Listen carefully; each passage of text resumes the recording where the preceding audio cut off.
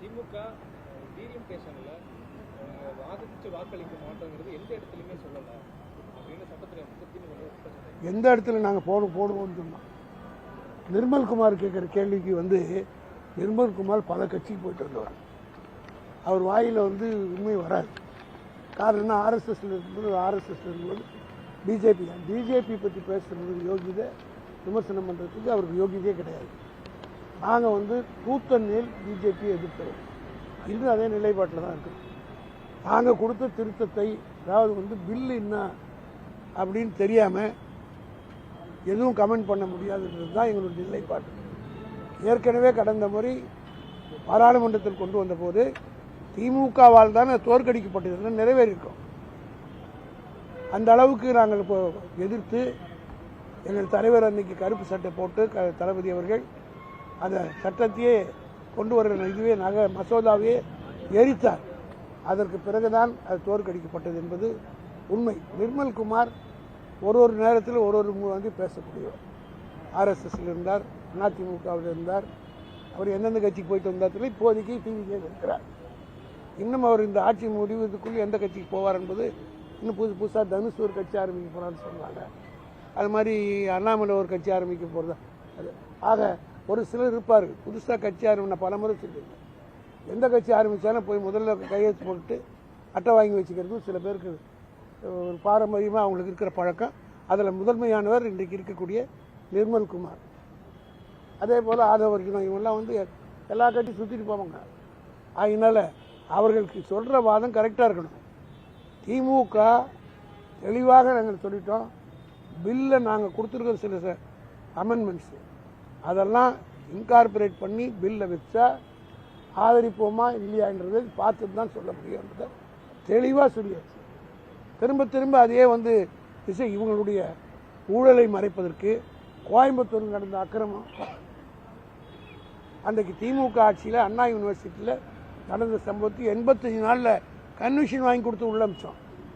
100 நாள் ஆகுது. தூத்துக்குடியில் ஒரு பெண் அண்ணா அவங்க கட்சிக்காரங்களே கொடுத்த பணு. இன்னும் அதுக்கு பரிகாரம் கிடையாது. இன்னும் கேசம் போடல, ஒன்றும் போடலை. அது எதுவுமே இந்த அரசாங்கம். நேற்றுக்கு ஒரு மாநாடு நடந்தது. பத்திரிகையாளர் எவ்வளோ பெரிய மாநாடாக இருந்தாலும் பத்திரிகையாளர் இருந்தால் 4th பில்லருக்கு தான் முதல் பக்கத்துக்கு கொடுக்கணும். ஆனால் உங்களுடைய உள்ள விடலை. அது என்ன நடந்தது அங்கன்றது யாருக்கு ஒரு முதலமைச்சரே பேசலை. இவர் சொல்கிறார் அந்த முதலீட்டாளர்கள்லாம் வந்துட்டாங்களாம்.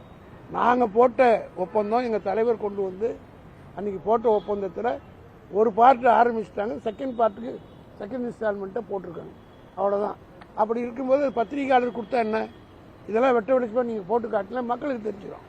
அதனால ரகசியம் இதில் என்ன ரகசியம் இருக்குது? இதுவாக இருந்தாலும் பொதுமக்களுக்கு தெரியணுமில்ல, குறிப்பாக பத்திரிகையாளர்களுக்கு தெரியணுமில்ல. பத்திரிகையாளர்களே அனுமதிக்காமல் ஒரு கூட்டம் நடத்துறது தமிழ்நாட்டில் இது பார்த்ததில்லை. இதான் முதல் முறையாக நடந்துக்கிட்டது. அதே போல் சென்னையில் வீட்டு வரி பயங்கரமாக ஏறிப்போச்சு. நான் 4 முறை ஆலந்தூர் நகராட்சி தலைவராக இருந்தேன்.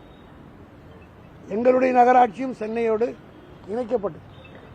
அப்பொழுது நான் ஒரு வழக்கு போட்டேன் சென்னை உயர்நீதிமன்றத்தில்.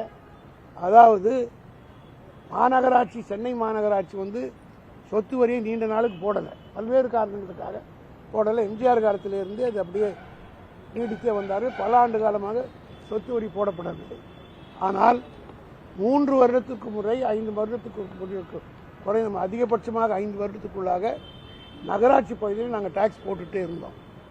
அதனால் படிப்படியாக உயர்த்தப்பட்ட வரிக்கும் உடனடியாக நீங்கள் கொண்டு கார்ப்பரேஷன் ஆன உடனே போடுற வரியை ஏற்றுக்கொள்ள முடியாது என்று நான் சென்னை உயர்நீதிமன்றத்தில் வழக்கு தொடர்ந்த பிறகு அந்த வழக்கில் தீர்ப்பு வழங்கப்பட்டது என்னென்னா, ஆலந்தூர், அம்பத்தூர், திருவொற்றியூர் போன்ற புதிதாக சென்னை மாநகராட்சி போட்ட பகுதிகளில் இந்த டாக்ஸேஷனை போடக்கூடாது என்று ஒரு தீர்ப்பே வந்து இதெல்லாம் நிர்மல்குமாருக்கு தெரியாது.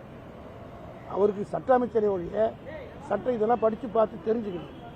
ஆனால் இன்றைக்கி எங்கள் ஊரில் நீங்கள் பார்த்தீங்கன்னா புதுசாக இப்போ கார்பரேஷனில் இருந்து போடுறது இருந்தது. அவங்க முன்னே நம்ம என்ன பண்ணோம், கார்பரேஷன் டேக்ஸில் அவங்களே செல்ஃப் டிக்ளரேஷன் அவங்களே கொடுக்கணும். இன்னொரு பச்சையாக போய் கொடுக்குறாங்க. 50 அப்பார்ட்மெண்ட்டில் 2 பேருக்கு தான் அசஸ்மெண்ட் போட்டாங்கன்றார். ஒவ்வொருத்தருக்கும் இண்டிவிஜுவல் அசஸ்மெண்ட் இருக்கும். ஒவ்வொருத்தருக்கும் இண்டிவிஜுவல் பட்டா இருக்கணும். அப்படி இருந்ததுன்னா சிஎம்டி மூலமாக அந்த பில்டிங்லாம் இடிக்க வேண்டியதானே? அந்த பவர் உங்களுக்கு இருக்குல்ல. இப்படி வாய் பிடிச்சதோ வாங்கா பிடிச்சதோன்னு சொல்லி பொய் புழுகிற அமைச்சர்கள் தான் இன்றைக்கு இருக்கிறார்கள்.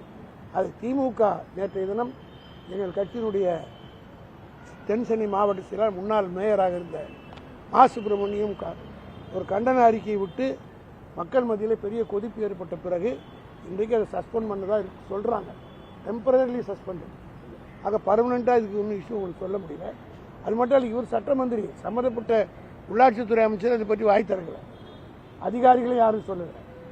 ஆகவே இந்த வரி உயர்வை அவர் நிறுத்தாவிட்டால் சென்னையிலே திராவிட முன்னேற்ற கழகத்தின் சார்பில் மிகப்பெரிய ஆர்ப்பாட்டத்தை நடத்துவோம்.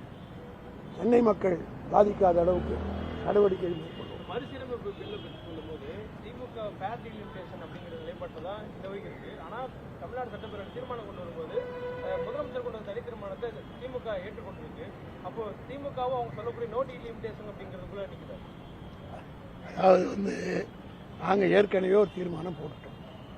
அந்த தீர்மானத்தின் அடிப்படையில் இருக்கணுன்றதை சொல்லி தான் எங்கள் நிர்கட்சி தெளிவாக தெளிவுபடுத்தி விட்டார். ஆகினால் fair delimitation principle and policy அதை தான் வற்புறுத்தி நாங்கள் சொல்லியிருக்கிறோம். பாராளுமன்றத்திலே திருத்தம் கொண்டு வரணுன்றது சொன்னோம்.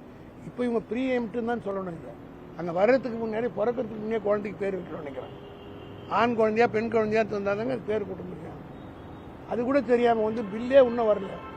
என்னென்ன அமெண்ட்மெண்ட்ஸு என்ன கொடுத்துருக்குறாங்க அதெல்லாம் பார்த்த பிறகு தான் நம்ம கமெண்ட் பண்ண முடியும். இவங்க திசை திருப்புவதுக்காக செய்கிறாங்க. ஏன்னா பெர்ஃபார்ம் பண்ணலை. 100 நாளாக தமிழ்நாட்டில் எதுவுமே நடக்கலை. பல்வேறு பிரச்சனைகள் இது தலைவிரித்து ஆடுகிறது. சட்டம் ஒழுங்கு கெட்டு போச்சு. 10 ரூபாய் பாட்டிலுக்கு வாங்கினாங்க, இப்போ 20 ரூபா வாங்குறாங்க.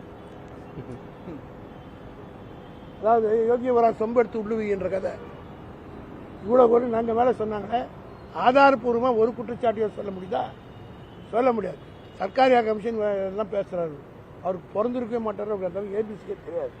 சர்க்காரியா கமிஷனில் அந்த கமிஷனில் சவால் விட்ட ஒரே தலைவர் எங்களுடைய தலைவர் கலைஞர் தான். அதுக்கு பிறகு பல வருஷம் எம்ஜிஆருடைய ஆட்சி நடந்தது. ஒரு வழக்கு போட முடிஞ்சது அவரால்? ஏன் 2001 இரவோடு இரவாக கலைஞரை கைது செய்தாங்களே, அதுக்கு பிறகு 15 வருஷம் அவங்க ஆட்சி தான் இருந்து ஒரு வழக்கு போட முடிஞ்சுதா? இதெல்லாம் வரலாறு தெரிஞ்சு பேசணும். அவர் நேற்று கத்திவிட்டு வந்திருக்கிறாரு. இந்த கட்சி அவருடைய நான் விஜய்க்கு ஒரு அட்வைஸ் பண்ணுறதுன்னா, இந்த 2-3 பேர் இந்த பல கட்சிக்கு போயிட்டு வந்தாங்கன்னா உங்களுக்கு தயவு செய்து கிட்ட சேர்க்காம இருந்தால் அவருக்கு நல்லது. இவங்களெல்லாம் கூட சேர்த்துருந்தா கூடா நட்பு கேடில் முடியும் என்பது போல இந்த ஆட்சிக்கு கேடு இவங்களால் தான் வரப்போகுது. எதுங்க